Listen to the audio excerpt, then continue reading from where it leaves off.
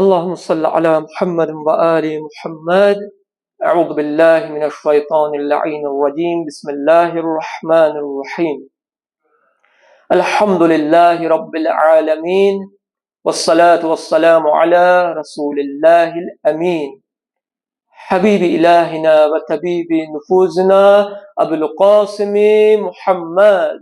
اللهم صل على محمد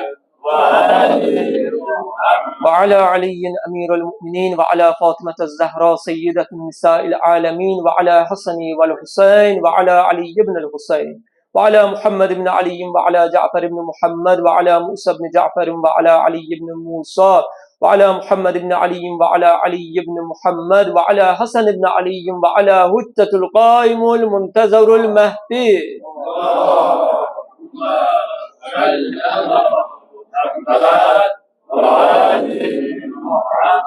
أما بعد، قال الله تبارك وتعالى في كتابه الكريم: أعوذ بالله من الشيطان الرجيم. بسم الله الرحمن الرحيم. قل هو الله أحد الله الصمد لم يلد ولم يولد ولم يكن له كفوا أحد. صدق الله العلي العظيم. يا عباد الله، أوصيكم ونفسي بتقوى الله. Əziz və dəyərli möminlər, bugün İmam Səccad əleyhissalamın şəhadət günüdür. İmam Səccad əleyhissalam Kərbəlada İmam Hüseyn əleyhissalamın ailəsindən yeganə həyatda qalan Kərbəladan sonra şəxs idi. Kərbəlada çox fədakarlıqlar oldu. Məsələn, İmam Hüseyn əleyhissalam, Həzrəti Əbəlfəzl ağa, Həzrəti Əli Əkbər və digər şəhidlər öz canlarını fəda elədilər, canlarından keçdilər. İmam Səccad əleyhissalamın fədakarlığı isə yaşamaq idi. Bəzən yaşamaq ölməkdən daha çətin olur.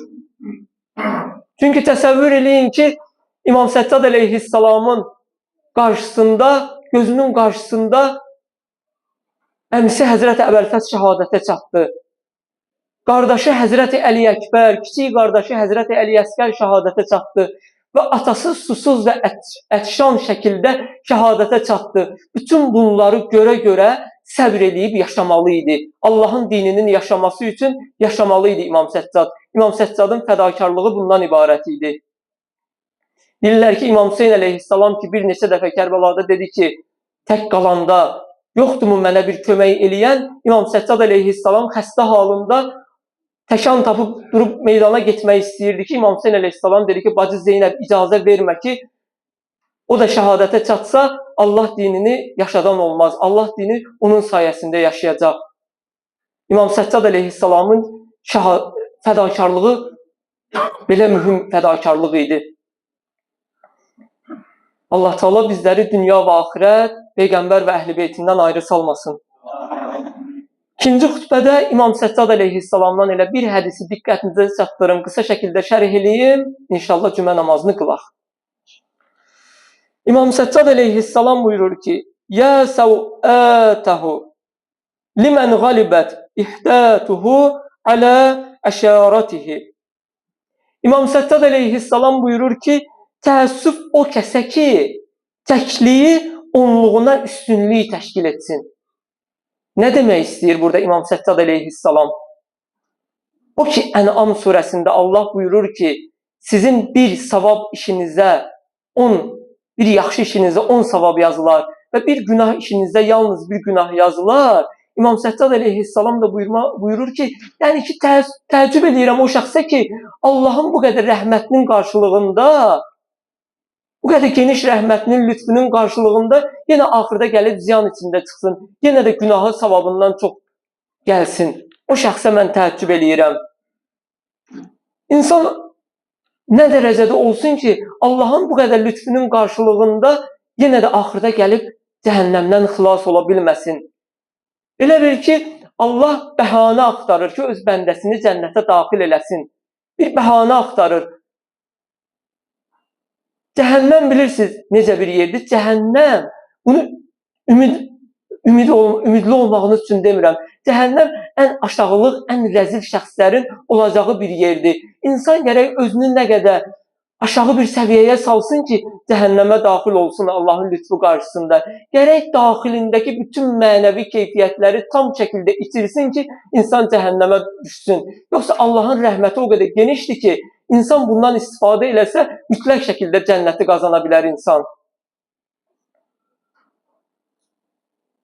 İnsan gərək daim günah etdisə də ardıcan tövbə eləsin ki, dərhal günahı əməl dəftərindən silsin və yaxşı əməlini də kiçik saymasın. Yaxşı əməlini daim həvəslə və ümidlə yerinə yetirsin. Allah Taala bizləri yaxşı əməlləri pis əməllərindən çox gələn və axirətdə cənnət əhli olan bəndələrindən qərar versin. İlahi, dua və ibadətlərimizi qəbul elə. İlahi, dərgahına açılan əllərimizi naümid qaytarma. İlahi, amin deyən dilləri lal öldürmə. İlahi, İmam Səccad əleyhissalamın şəhadət günüdür. Xəstələr var, iltimas eləyiblər. Xüsusilə bugün gəlib iltimas eləyənlər var ki, çarəsi tapılmayan xəstələr var. Özün onlara İmam Səccad əleyhissalam hörmətinə təcil şəfa inayət elə. İlahi, hər kimin qəlbində nə çətinliyi, nə hacəti varsa, İmam Hüseyn əleyhissalam hörmətinə özün həll elə. İlahi, şəhidlərimizi Kərbəla şəhidləri ilə məşhur elə. Qazilərimizə şəfa inayət elə. İlahi, cəbhə xəttində dayanan əskər zabitlərimizi özün hifz elə. İlahi, məscidin tikintisində hər növ xidmət göstəriblər, istər maddi, istər fiziki, istər mənəvi. Onların dünya və axirət evlərin abad elə. İlahi, günahlarımızı bağışlamamış bizi qəbr evinə aparma. İlahi, qəbrimizin əvvəl gecəsi Əmir-əl-Müminin İmam Hüseyn əleyhissalamı bizlərə qonaq elə. İlahi, gənclərimizi ağla gəlməyən bəlalərdən, pis vərdişlərdən uzaq edib düz yolda sabit qədəm elə. İlahi, ağsaqqallarımızın vüqarın günü gündən artıq elə.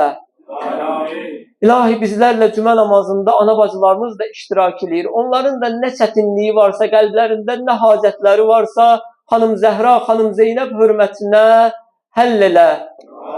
İlahi, bizlərə dünyada İmam Hüseyn əleyhissalamın ziyarətin, axirətdə isə şəfayətin nəsib elə.